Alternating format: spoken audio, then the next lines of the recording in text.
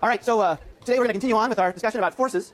And inherent in that, we're going to talk about, of course, Newton's second and third laws in the context of a couple different problems. I'm going to spend a lot of time talking today about friction. So friction doesn't actually get introduced in your textbook for another couple chapters, or another chapter, I think. But I'm going to bring it up now, both in terms of, well, it'll play a major role in a lot of problems we solve throughout the semester. So I want to make sure we have a solid foundation with friction. And I'm going to talk about internal versus external forces. As the semester goes on, we're going to spend lots of our time thinking about an object like this piece of chalk, some small rigid object, right? That we can think of as a point-like object, and think more about extended objects, like a person, right? Where there's moving parts and there's all this stuff going on. Or even systems of particles, like when we have gases later in the semester, we'll have Avogadro's number of particles, and we'll be thinking about this thing as a single system. So we should be able to think about Newton's second and third laws in the context of many bodies, and be able to think clearly about what are the internal and external forces in the system, so we can save ourselves. Like if you have to write down a free body diagram and draw all 10 to the 23rd forces acting on some particle, that's pretty useless, right? But it'll turn out not to do that in a lot of cases. So we'll talk about that today in the context of a few bodies working together as a system. Okay, so what have we seen so far? I'm just going to go real fast. All right, we know Newton's second law, and that says that F equals ma, the equation everybody knows, but it's the net force, right? And this is a vector equation, right? And when we say A, it's an acceleration of some particular object, maybe I'll call it object A, and this is mass of object A, and this is net forces. These are the forces acting by or on object A. Who thinks on? Who thinks by? So lots of you didn't vote, but the net force is in Newton's second law is on the object whose acceleration we're talking about. A force acting on an object affects its acceleration. So if I'm exerting a force on the table, that force isn't affecting my acceleration. You might say, wait a minute, but I know that if I'm leaning on the table, there's some effect on me. Okay, but that's because of the force the table is exerting on me. It's a different force than the force I'm exerting on the table. So I want to keep this straight. You know, these lots of subscripts. When you're writing out stuff, you can include those if you want to keep your head straight. I usually use more than you need, but just want to be really clear what we're talking about. That's Newton's second law, and when we do Newton's second law, we almost always, in fact I always do, draw a free body diagram for the object in question. So we do the free body diagram of object A. Or maybe I should say of system A, because A may sometimes consist of more than one object, as we'll talk about in a little bit. There's also Newton's third law, which is similar to this, but has a very different meaning, right? It's similar, that it involves forces. So the force of A on B, not the net force, by the way, right? This isn't a net force I've got right here. This is just one force, the force that A exerts on B. And this is the force B exerts on A. And I need a minus sign to indicate that it's equal and opposite. Equal in magnitude, opposite in direction. These are vectors, right? So that's Newton's third law. There are pairs of forces in Newton's third law. And it never happens that both of those forces would appear to add up, to contribute to F net in F equals ma in the Newton's second law. Only one of those guys, if either, would show up in the net force in that first equation, right? It's really important. All right, good. So that's stuff we've seen. We're going to see a little more today. So what kind of forces are there? One kind of force that's good to mention real quick, is a simple formula for it, is force spring.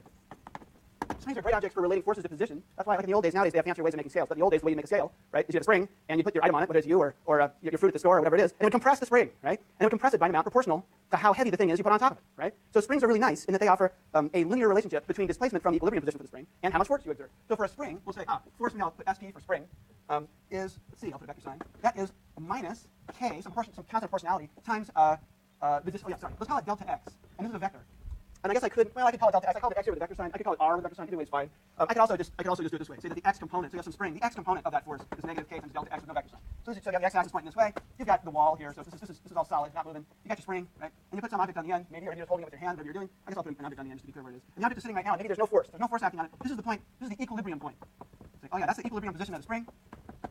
And that's the one I'm using. So when I do delta X, usually when I write delta anything in this class, delta T, delta X, delta Y, I usually mean, if it's delta Y, say, Y final minus Y initial, right? Now in this case, it's not initial and final. It's not a time difference. It's a difference between the equilibrium position and the position where you are right now. So if I say, what's the force the spring exerts on this object? If I move the object from the equilibrium position over here, say, well, I've got to stretch the spring out. So the force acting on this object from the spring, is that force to the left or to the right? When the object is over here. So is the spring trying to pull it to the left or push it to the right? Pull it to the left. So the force the spring is exerting on this object, when I stretch the spring out, the force is that way, right? And similarly, if I compress the spring, so if I start with the spring and here's the equilibrium position and I push the object over to your left, the spring is pushing which way?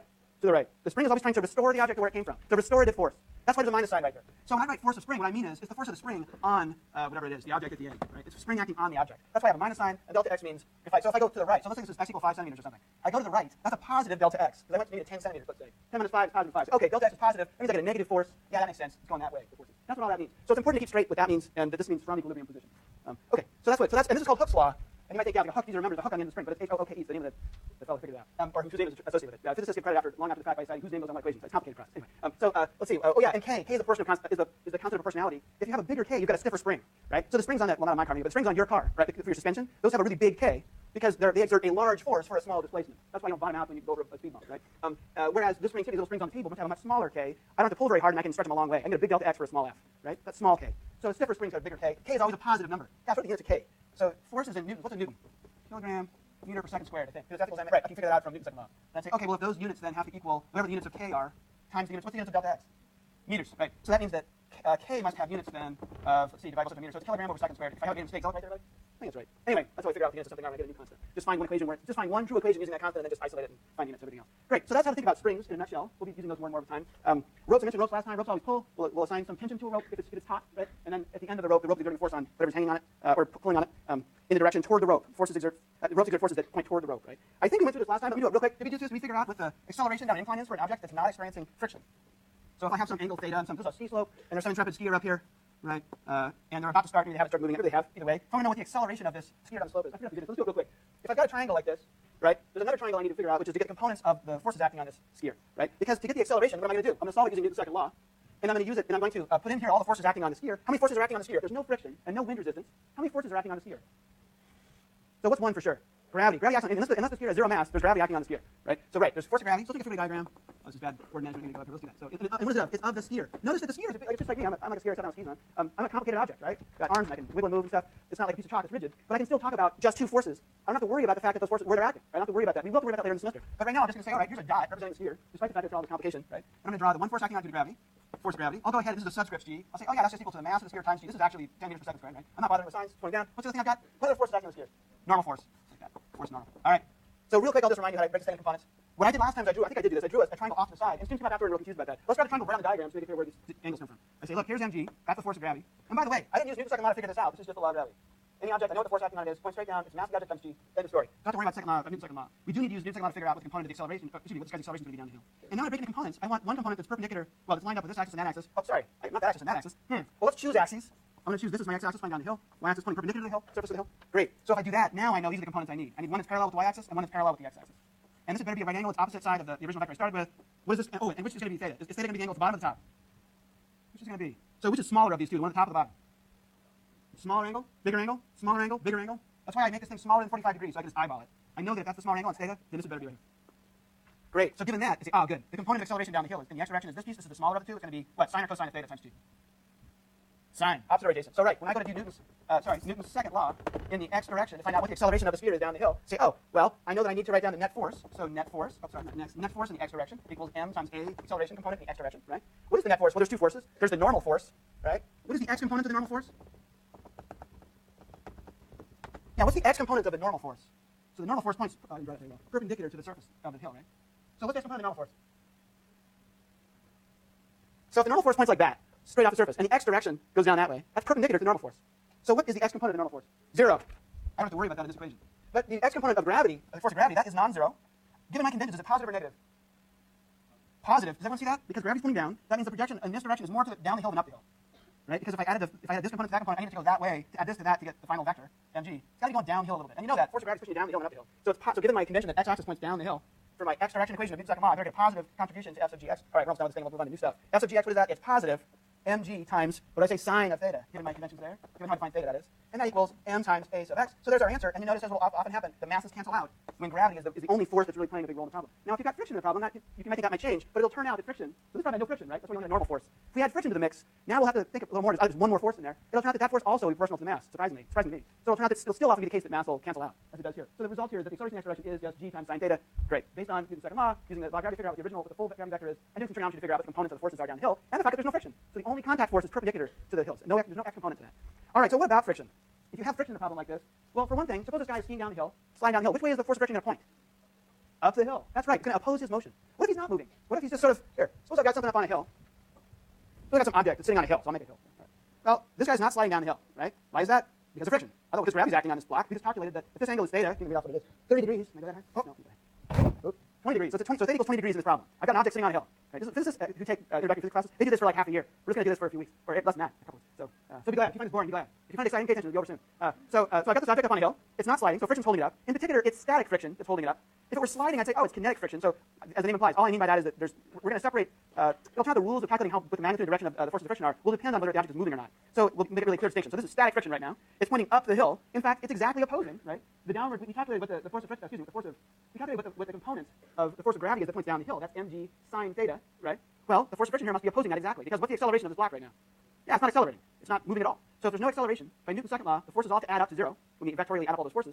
And before we had friction in the problem, there was a net force going down that way, so yeah, there better be a force going that way due to friction. So that's the direction of friction acting on the block from the board. Of course, the block is exerting, by Newton's third law, an equal and opposite force on the ramp. Which way is that force pointing? So which way is the force of friction from the block to the ramp? Which way is that pointing? Up the hill or down the hill?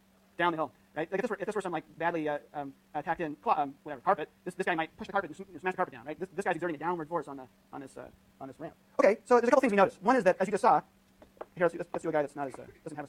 So different objects I can go higher before they start to slide. This guy gets up to about there. All right, how about this? And I had like some kind of sandpaper on it. This thing has rubber on it. So let's see if this will go higher. Yeah, Oop, not much higher, a little higher. So that's why you make tires out of rubber instead of sandpaper, right? You don't want to have a lot of friction, right? With your tires on the ground to keep them from sliding, right? And ice obviously has extremely low friction. We'll often use ice as examples of no friction, right? Or essentially zero friction. And that's why I have this here example over there as my no friction example. But so there's a couple things we notice, right? One is that okay, different objects have different amounts, they get different forces of friction in the same situation. Next thing we notice is that well, if I keep going up with this thing, at some point it starts to slide, and does it go to constant velocity or does it speed up? It speeds up. Despite the fact that I'm just barely overcoming the static coefficient of friction, right? Or the static force of friction. Right when I get to the angle where it just barely can't hold it up anymore, you might think, well, it's just right at the verge, right? It's gonna move at a constant speed, maybe. No way, it speeds up. And that's telling us something surprising, I think, a little bit if you first hear it, which is that the force due to the force of friction when the object is moving, the kinetic friction, right, is less than the greatest value that you can get for the static friction. So static friction takes on different values. Like right now, so I'm telling you a whole bunch of things. I'm gonna go through it systematically in a minute. So for static friction, right, when it's sitting right here, what is the force of friction acting on this guy right now? It just sits there on a horizontal surface. Well, so what are the forces acting on this guy? There's an upward normal force, there's a downward force of gravity, but there's no side force. I'm not pushing on it, there's no ramp, right? There's no, in other words, gravity pointing straight down into the surface, normal to the surface. So the opposing forces of the normal force and the force of gravity, they're equal and opposite. They cancel out, make a free body diagram for this guy. There's no net force, even without including friction. It's not accelerating. So by F equals ma, right, F net equals ma, I know that the force of friction there can't be any force acting in any direction, otherwise it would start accelerating. So that means there's no force of friction acting on this guy right now. He's just sitting there, no force of friction. So the fact that friction is possible doesn't mean it's always acting. There are cases where there's no force of friction. But if I put the same block and ramp in a different situation where there must be some force of friction going up the hill to keep it from sliding, now there's a non-zero force of friction. So when it comes to kinetic friction, the question is what's the maximum, static friction, the question is what's the maximum value we can take? Because we know it can be anywhere between 0 and some maximum value. Whereas kinetic is going to turn out that that's not the case. So one illustration of all these things is that if I have a block, like this massive block here sitting on top of a card, I can knock the card out from under the block, provided I do it fast enough, right? Like what happens if I grab this card, and it's on the big screen? Oh yeah, bigger than life. If I grab this card and pull back, the card comes with me, right? Not too surprising. But if I use this little trigger over here, I can knock the little block. Isn't that impressive? I can knock this thing out. I'll get it demo. Very impressive. But the students are more impressed when we do friction demos with Ming Vase, but we no longer, because of budget cuts, we actually use these. This is 95 cents, actually, this plate. But I'm paying for it, so I put it right here. I got these other pieces of china. So you've seen this before on TV, right? And the way it works, right, is that, well, there's a lot of surface area. I got big plates, a lot of surface area, right? I got this big cloth covering a large section of the table, right? My daughter does this all the time, and it's not such a happy outcome, right? She does it because she doesn't have the right technique, right? And she hasn't gone through what we're going to do in a few minutes and systematically study exactly how friction works. She hasn't gone through that process yet, but she will. All right, we've got all these things, because that's what kids do all the time. They learn about friction, right? And water and stuff like that, and how the toilet spool works and everything else. All right, so I got this thing up here, and so what am I going to do? I'm going to pull and see if I can pull in such a way that the cloth comes out and leaves the expensive glassware unbroken.